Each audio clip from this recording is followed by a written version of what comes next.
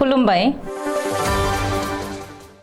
बे समाव बडोलेण्ड इंखं टेलिभिजननि स्टुडिअ आं मिथिका नार्जारी दिनै मोनाबिलिनि गाहाय रादाबफोराव दङ विधानसभानि सोंनाय फिननायनिफ्राय अकिल गगैया सासपेन्ड दिग्बैयाव आलफानि साथाम लिंकमेन हमदों थिसनथाइनि बेले बेजे लांदां फिननाय बिलाइ जमा होनाय बिजाथियानो साख्रि मोनबाय रायजो बेंगिरि प्रफेसर जगदीश मुखिया दरंगाजुलियाव दावबायहैदों भुटान सरकारनि मोनसे हानजाया बिटिआरआव दावबायफैदों डिमाकुसिनि बारग' एनडिएफबि केम्पआव मुंख्लं सान फालिदों एम्फौ फिसिनाय आरो बां आबाद मावनानै जाफुंसारदों बाक्सानि साजि आइजोआ जपादंआव बाक्सा जिल्ला बर' थुनलाइ आफादनि 17थि बोसोरसालिया जथुमा खुंनो खुंफुं आफादनि मावख' बेखेवदों जम्मु काश्मीराव लामा जाब्रथायजों सा 11 नि जिउ खहा गुजरातआव बिल्डिंनि लिफ्ट एलिभेटर बायनानै सा 8 लेबार थैदों दानिया फै आबुं रादाबाव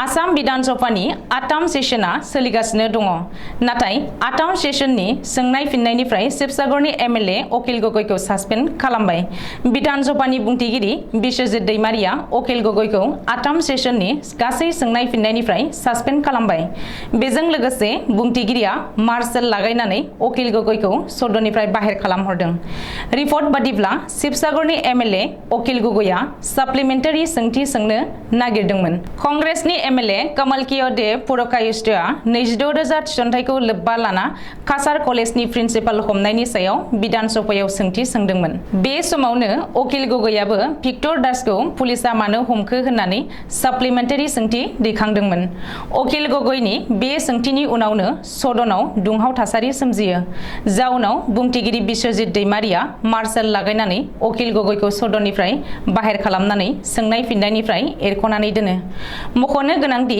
नेमखान्थि मानियि एमएलएनि सायाव आं जेबो बुङा अकिल गगैया एमएलएनि मावबिबानखौ फालिनांगौ बियो बे समाव सासे एमएलए बबेबा आफादनि दैदेनगिरि नङा सासे सोद्रोमानि थाखाय आसामनि जेंनानि बागै सावरायनायखौ दोनथ'नो हाया होननानै बुंथिगिरि बिश्वजित दैमारिया सदनाव बुंदों ओरैहाय बुंथिगिरिया साप्लिमेन्टारि सोंथिफोरखौ मोजाङै सोंनो खाबु होआखै होननानै शिबसागरनि एमएलए अकिल गगैया खौरां बिजोङाव अजद होदों दिग्बैयाव आलफानि साथाम लिंकमेन हमजादों आसाम पुलिस आरो भारतारि आर्मिया जथाय अपारेशन खालामनानै आलफानि साथाम लिंकमेन हमनो हादों मिथिनो हानाय बादिब्ला तिनिसुकिया जिल्लानि बरदुमसा पेङेरि दिग्बै थानारि पुलिस आरो भारतारि आर्मिया जथाय अपारेशन खालामनानै आलफा उदांनि साथाम लिंकमेनखौ हमनो हादों रिपर्ट बादिब्ला हमजानाय साथाम आलफानि लिंकमेनफोरा आलफा उदांनि मेजर रुपम असमजों लोगोसे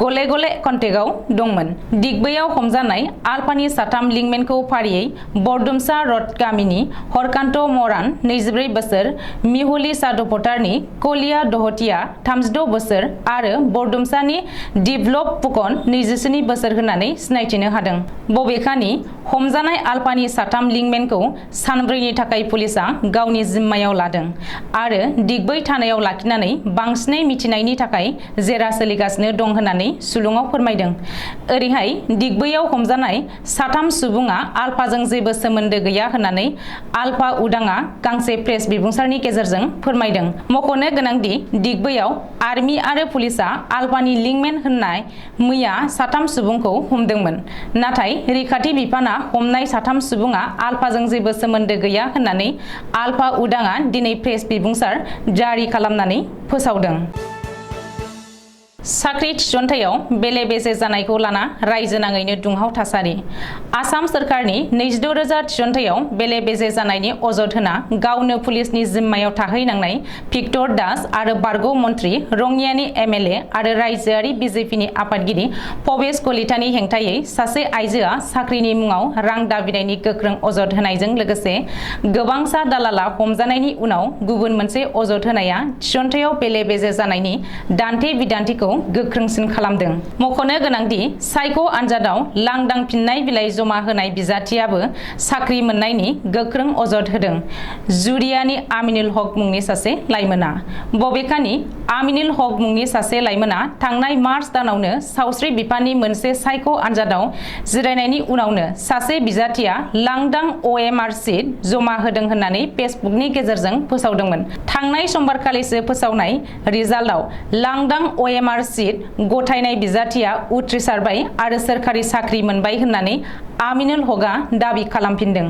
मख'नो गोनांदि भिक्टर दास, पबेश कलिता आरो दै सम्पद बिफानाव साख्रि होनायनि मुङाव नकल एपइन्टमेन्ट लेटार थियारि खालामनाय दालालफोरखौ लाना रायजोआव गोख्रों दान्थे बिदान्थे आरो सावरायनाया सोलिगासिनो थानाय समावनो आमिनुल इस्लामनि अजद होनाया थिसनथायाव बेले बेजे जानायनि दान्थे बिदान्थेखौ गोख्रोंसिन खालामदों।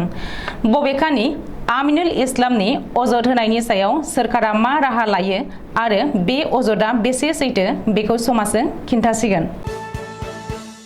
तामुलपुर जिल्लानि भारत भुटान सिमना ओनसोलाव थानाय दरंगाजुलियाव आसामनि रायजो बेंगिरि प्रफेसर जगदीश मुखिया दिनै दावबायफैदों।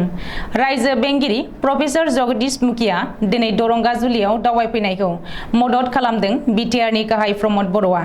मख'नो गोनांदि रायजो बेंगिरिया दिनै भारत भुटान सिमना ओनसोल दरंगाजुलियाव दावबायफैनायखौ बरायनो मोननानै गोजोननाय मोन्दों आरो गावखौनो खाफाल गोनां सानदों होननानै प्रमद बर'आ गावनि अफिसियेल फेसबुक पेजआव फोसावदों। बबेखानि रायजो बेंगिरि प्रफेसर जगदीश मुखिया दिनै दरंगाजुलियाव दावबायफैना हादरनाङारि सिमना ओनसोलनि गामियारि रायजो राजाफोरजों लोगोसे सावरायफैयो आरो सिमना ओनसोलाव हादरनाङारि फालांगिखौ नायसनफैदों होननानै प्रमद बर'आ गावनि अफिसियेल फेसबुक पेजआव लिरदों। नसुं हादर भुटाना दावबायारिफोरनि थाखाय गावसिनि गेटखौ खुलिफिनसिगोन। बेखौ लोब्बा लाना भुटान सोरखारनि मोनसे हानजाया बिटिआरआव दावबायफैदों। भुटान सोरखारनि ल' एन्ड अर्डार डिपार्टमेन्टनि डाइरेक्टर हम एन्ड कालचारेल डिपार्टमेन्ट भुटाननि रयेल गभर्नमेन्टनि मोनसे थान्दै हानजाया दिनै बड'लेण्डआव दावबायफैदों। मिथिनो हानाय बायदिब्ला भुटान सोरखारनि थान्दै हानजाया दिनै बड'लेण्डनि गाहाय सदर नोगोर क'क्राझारनि बड'फा नोगोराव थानाय बिटिसि सेक्रेटारियेट मावख'आव फैना बिटिआरनि बेन्दोङाव थानाय दरबा जिल्ला फारियै क'क्राझार, चिरां, बाक्सा, तामुलपुर आरो उदालगुरि जिल्लानि जिल्ला बेंगिरि आरो एसपि मोनजों मोनसे सावरायमेलाव बाहागो लाफैदों। बे सावराय जथुमाव बिटिआर आरो भुटाननि आयेन आब्रुथि दावबायनाय बिथिंखौ लानानै सावरायनाय जायो। मिथिनो हानाय बायदिब्ला भुटान सोरखारनि थान्दै हानजा आरो बिटिआरनि दरबा जिल्लानि जिल्ला बेंगिरि आरो एसपिजों आयेन आब्रुथिनि बागै सावरायनाय बे सावराय जथुमाव बिटिआरनि टुरिजम बिफाननि मावफुं सोद्रोमा धर्म नारायण दासआबो बाहागो लायो। बबेखानि बे सावरायनायाव नसुं हादर भुटानाव दावबायारिफोर दावबायनायनि मासुलनि सायावबो सावरायनाय जायो होननानै मिथिनो हादों। उदालगुरि जिल्लानि डिमाकुसि जननि बारग' NDFB देरायाव मुंख्लं सान फालिदों। दिनै बे मुंख्लं सान फालिनायाव बिटिआरनि EM दावबायसा बर'आ गाहाय आलासि महरै बाहागो लायो आरो NDFBनि मुंख्लं जानायनि बेसेना ओरैनो थाङा होनना फोरमायना बिटिआर गोरोबथानि मावफुंनो गोनां दफाफोरखौ सोरखाराबो मावफुंनो आवगायबोगासिनो दं। बिनि लेखायै बिटिआरनि सिमना बारायनो गोनां खामानिया जोबनानै मेपिं खालामनाय सोलिबाय थादों आरो खम समनि गेजेरावनो बियो जाफुंनानै फैगोन। लोगोसे NDFBनि मुंख्लंफोरखौ अराय सम गोसोआव लाखिनो थाखाय मुंख्लं खाम्फा गायसंनायनि खामानिखौबो बिटिआर सोरखारा आखायाव लानानै लेङाइ खुंगिरि गबिन्द बसुमतारी बिथांखौ जायगा सायख'नो बिबान होनायनि खोथाखौबो फोरमायो।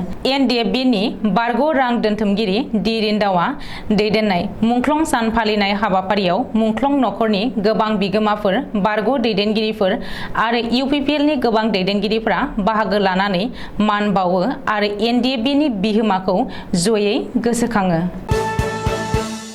बाक्सा जिल्लानि भारत भुटान सिमना ओनसोल दारागावनि सा10 आइजोफोरा एम्फौ फिसिनाय आरो गलाय मेन्देर एबा बां आबाद मावनानै गावबा गावनो जाफुंसार जानो हादों। 2018 मायथाइयावनो गावबा गावनि नखरखौ संख'नाय आरो गावबा गावनि थांना थानायनि राहा महरै महिमा रामसियारि, हिमानि मुसाहारि, पुर्निमा बसुमतारी, सन्जिता दैमारि, रिंकु बर', रुपाथि ब्रह्म, सबिता बर' आरो जारौ मुसाहारि मोना माइनावस्रि गावसुंथा हानजा दादोंमोन। गिबि लाजेननाय समनिफ्रायनो एम्फौ फिसिनाय आरो इन्दि खुन्दुं दिहुननायाव गावबा गावनो मुखुब जाबोनानै देग्लायसिम बोसोरफ्रोमबो गोबां रां खामायनो हादों गावसुंथा हानजा माइनावस्रिनि आइजोफोरा। लोगोसे बे रोखोमैनो देग्लाय बोसोरावबो गलाय मोन्देर सबाय, सिबिं, थास'नि आबाद मावनानै गोबां रां मोननो हागोनखौ फोरमायदों। अदेबानि आथिखालाव सरकारनिफ्राय जेबो अनसुंथाइ मोननो हायाखैब्लाबो सिमना ओनसोलनि बै आइजोफोरा गावबा गावनो सुंथा हानजा दानानै गावनि आथिङाव गसंथानो हानाया थारैनो मोनसे मोजां बिदिन्थि आरो दारागाव ओनसोलनि सानसुमै सुबुंफोरा माइनावस्रि गावसुंथा हानजानि आइजोफोरखौ बाख्नायनायखौ नुनो मोनदों। बाक्सा जिल्लानि सिङाव थानाय जफादं माइनाव मेला फोथाराव फैगौ डिसेम्बर दाननि 21, 22 आरो 23 इं खालाराव खुंफुंनो लानाय 17थि बोसोरारि जथुमा बाक्सा जिल्ला बर' थुनलाइ आफाद, 6थि बोसोरारि जथुमा बाक्सा जिल्ला बर' हारिमु आफाद, लोगोसे 12थि बोसोरारि जथुमा जफादं गुदि बर' थुनलाइ आफाद, 12थि बोसोरारि जथुमा जफादं दखरा दुलाराय बर' आइजो अनसाय आफादनि जथुमा खुंनो थाखाय रायदाव आफादनि मावख'खौ दिनै बेखेवनाय जाबाय। बे रायदाव आफादनि मावख'खौ बेखेवनानै होयो मिरु बर' थुनलाइ आफादनि जिउनां सोद्रोमा मन्दिरा मुसाहारिया। बे मावख' बेखेवनाय हाबाफारियाव बेखेवगिरि महरै बाहागो लानानै बेखेवनानै होयो बर' थुनलाइ आफादनि जिउनां सोद्रोमा मन्दिरा मुसाहारिया आरो बे खुंजानो गोनां जथुमायाव रायजोनि अनसायनाय मददखौबो मिजिंथियो जिउनां सोद्रोमा मन्दिरा मुसाहारिया। लोगोसेनो रायदाव आफादनि नेहाथारि रन्जय सोरां बर'आ बे खुंफुंजानो गोनां जथुमायाव जफादं ओनसोलनि रायजो राजाफोरजों लोगोसे गासैबो गौथुमनि देहायारि, गोसोआरि आरो रांखान्थियारि मददखौबो हास्थायो। बे मावख' बेखेवनाय हाबाफारियाव बर' थुनलाइ आफादनि दैदेनगिरि, आइजो अनसाय आफादनि दैदेनगिरिफोरजों लोगोसे जफादं हालामनि गोबां मेलेमजिबि रायजो राजाफोरखौ बाहागो लाफैनायखौ नुनो मोनो। जम्मु काश्मीरनि पुंछ जिल्लायाव गंसे मिनि बासआ हाजो लामानि गोथौ हाखराव गलांनानै हरखाबै जाब्रबथाय जानायाव सा 11 हान्थियारिफोरनि जिउ खहा जादों आरो सा 8 गोब्राब जोखोम जादों। जोखोम जानायफोरखौ जम्मु मेडिकेल कलेज आरो हस्पिटालाव देहा फाहामथायनि थाखाय थिसननाय जाबाय होननानै पुंछ जिल्लानि मान्डी तहसिलदार शेहजाद लतीफआ खौरांगिरिफोरनि सिगाङाव फोरमायथिदों। सुलुङाव फोरमायनाय बायदिब्ला जाब्रबथाय जानाय मिनि बासआ बुधबार खालि फुंनि समाव पुंछ जिल्लानि साउजियाननिफ्राय मान्डी फारसे थांगासिनो दंमोन। बे समावनो लामा ससेयाव बे जाब्रबथाया जायो।